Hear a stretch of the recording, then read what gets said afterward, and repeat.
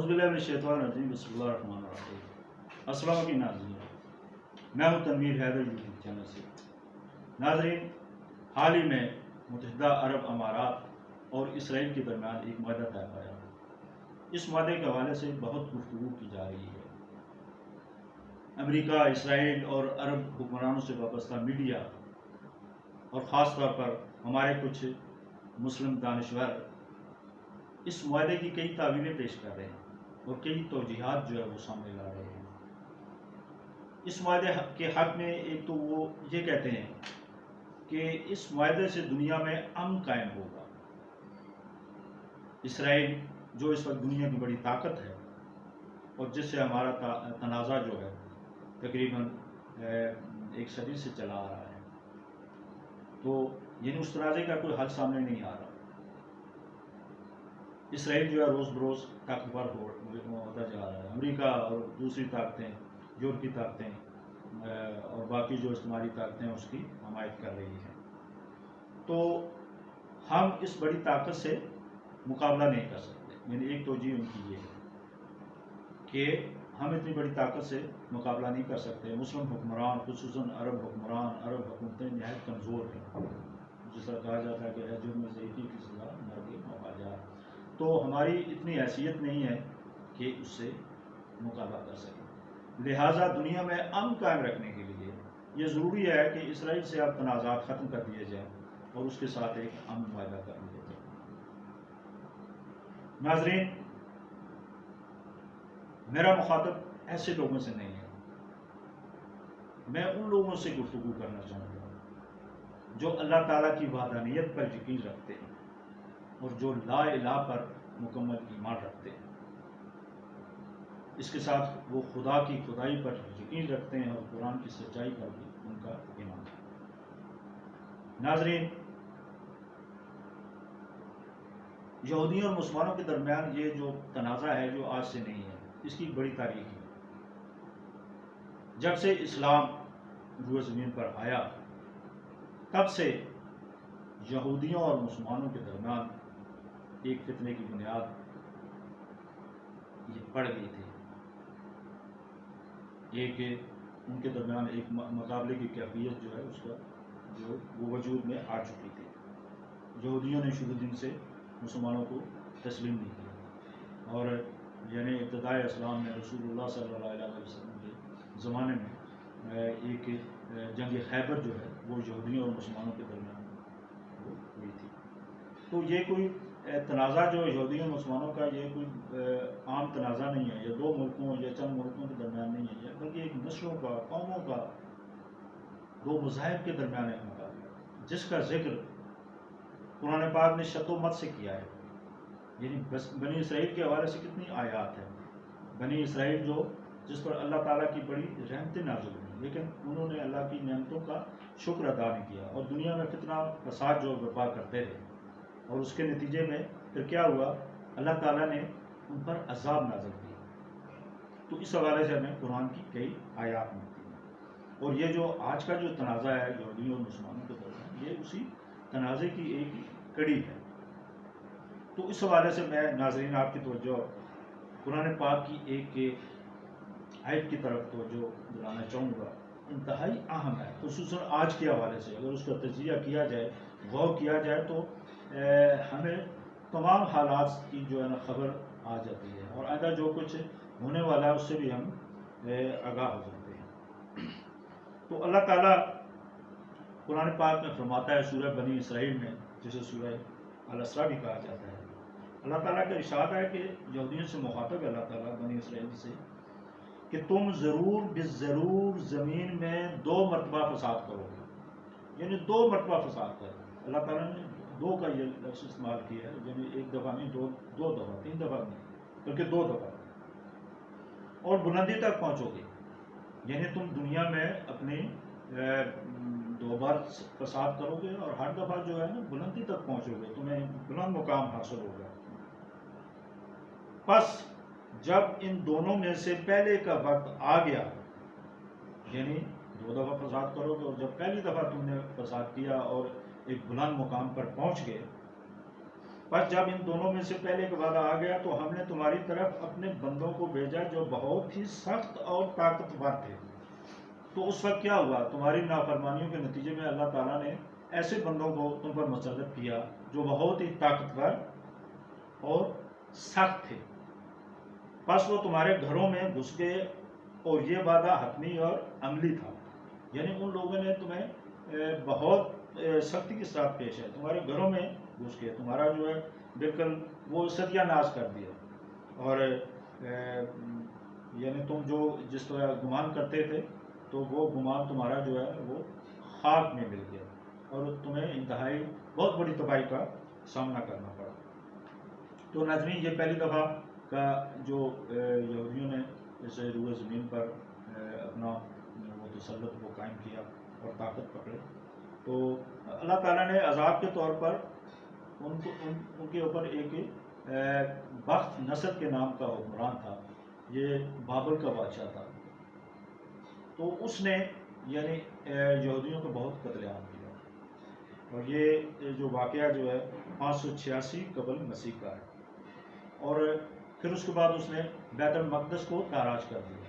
یعنی ہزاروں کی تعداد میں یہودیوں کو قتل کیا اس نے اور بیت المقدس کو تباہ کیا. تو یہ تو پہلی دفعہ کی سزا ہے. جو پہلی دفعہ یہودیوں نے فتنہ برپا کیا تو اللہ تعالیٰ نے جو ان پر انہیں سزا دینے کے لیے ان پر بخت نصر جیسے حکمرانوں کو مسلط کر دیا.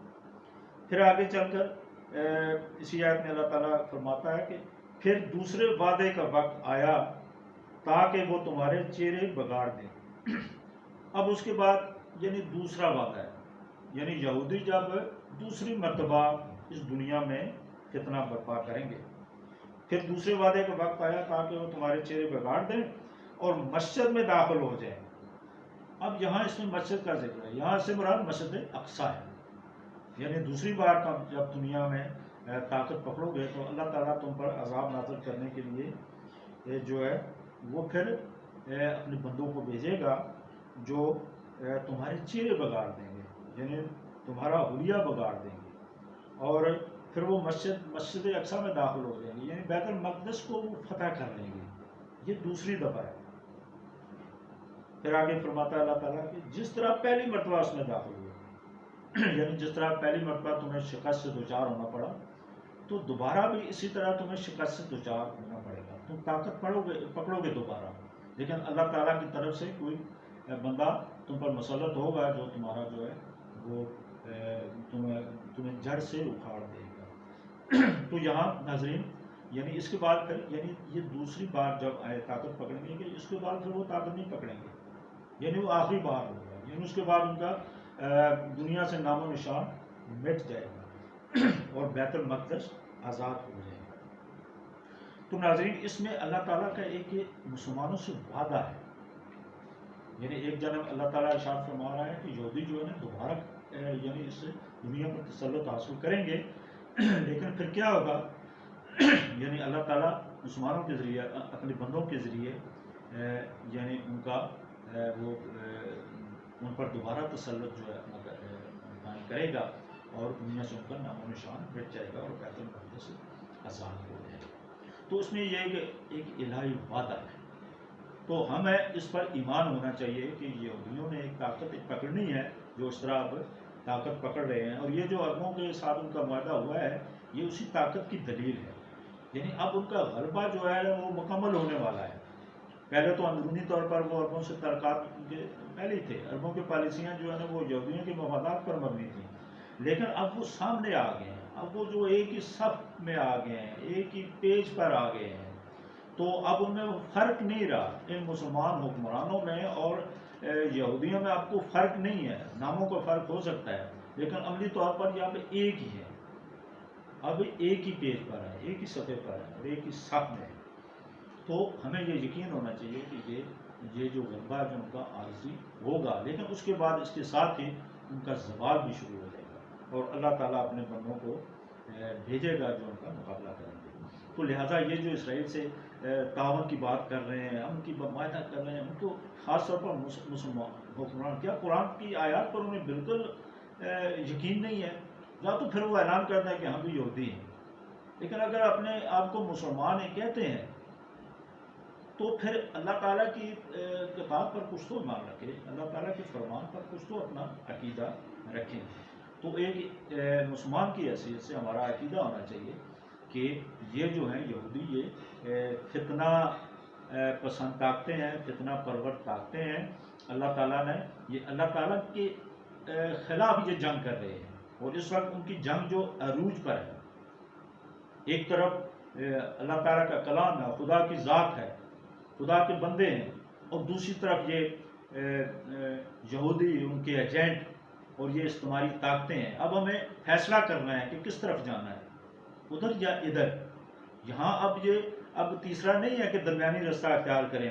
ہاں جی ٹھیک ہے, امن معاہدہ کر لیں, ٹھیک ہے, لڑیں بھی نہ ان سے, اور یہ بھی کریں, اور سارا ان کے جو ہے نا فلسطین بھی اس طرح یعنی ان کے بھی حقوق مل جائیں گے, تو یہ امن جو ہے اسلام امن کا درس دیتا ہے. یہ نہیں, یہ پٹی نہیں پڑھائی جائے مسلمانوں کو. تو یعنی اس پر ہمارا یقین ہونا چاہیے کہ یہ جو عربوں کا اور ان کا معاہدہ ہے اس کی بنیاد نہیں ہے, یہ خدا سے جنگ کے مترادف ہے. پھر ناظرین جہاں ایک اور آیت کا بھی ذکر کرنا ضروری ہے. اللہ تعالیٰ جو ایک اور مقام پر ارشاد فرماتا ہے, معروف آیت ہے کہ یہود و نصارہ کو کبھی اپنا دوست نہ بناؤ. بات یہاں تک نہیں ہے کہ دوست نہ بناؤ, یعنی اس سے آگے کا وہ آیت مکمل کر کے دیکھیں. یعنی اللہ تعالیٰ فرماتا ہے کہ اگر تم نے انہیں اپنا دوست بنایا تو تم ان میں سے ہی ہو جاؤ گے, یعنی یہودی ہو جاؤ گے تم. یہ کسی مولوی کا فتویٰ نہیں ہے, اللہ تعالیٰ کا فرمان ہے کہ اگر ان اسرائیلیوں سے امن معاہدہ کرو گے تو تم بھی ان اسرائیلیوں میں سے ہو جاؤ گے, تمہارا طلب بھی ان یہودیوں سے پھر پکا ہو جائے گا. لہذا یہ سوچ سمجھ کر یہ باتیں کریں. ہمارے جو لبرل حضرات ہیں, یعنی انہیں لگتا ہے کہ نہ ان کا خدا پر یقین ہے, نہ رسول اللہ پر ایمان ہے, نہ کلام اللہ پر ان کا یقین ہے. پتہ نہیں کس یہ کہاں سے یہ دانشوری کی کون سی دانشوری ہے, کس یونیورسٹی سے پڑھے ہوئے ہیں, یعنی اللہ کے ساتھ جنگ کر رہے ہیں. تو ناظرین یہ چند گفتگو اس حوالے سے تھی. آج کل جو کچھ ہو رہا ہے تو آخر میں ایک نظم اسی والے سے آپ کی خدمت میں پیش کروں گا. اس نظم کا عنوان ہے فیصلے کا وقت ہے. ایک آزاد نظم ہے. صفیں درست ہو چکی ہیں, صفیں درست ہو چکی ہیں, میدان سج چکا ہے, طبل جنگ بج چکا ہے. صفیں درست ہو چکی ہیں, میدان سج چکا ہے, طبل جنگ بج چکا ہے. خیر و شر کے مابین اس آخری مارکے میں ایک جانب یہود ہنود اور آل سعود. خیر و شر کے مابین اس آخری مارکے میں ایک جانب یہود ہنود اور آل سعود, ایک ہی صف میں اور ایک ہی صفحے پر, ایک ہی صف میں اور ایک ہی صفحے پر. اور ایک جانب اہل کشمیر و فلسطین اپنی تاریخ کے فیصلہ کن موڑ پر, ایک جانب اہل کشمیر و فلسطین اپنی تاریخ کے فیصلہ کن موڑ پر, درمیان میں مصلحت کی وردیوں میں ملبوس لشکریوں کو فیصلہ کرنا ہے. درمیان میں مصلحت کی وردیوں میں ملبوس لشکریوں کو فیصلہ کرنا ہے, یا اس طرف یا اس طرف, درمیانی راستہ کوئی نہیں. شکریہ. اللہم صلی اللہ علیہ وسلم.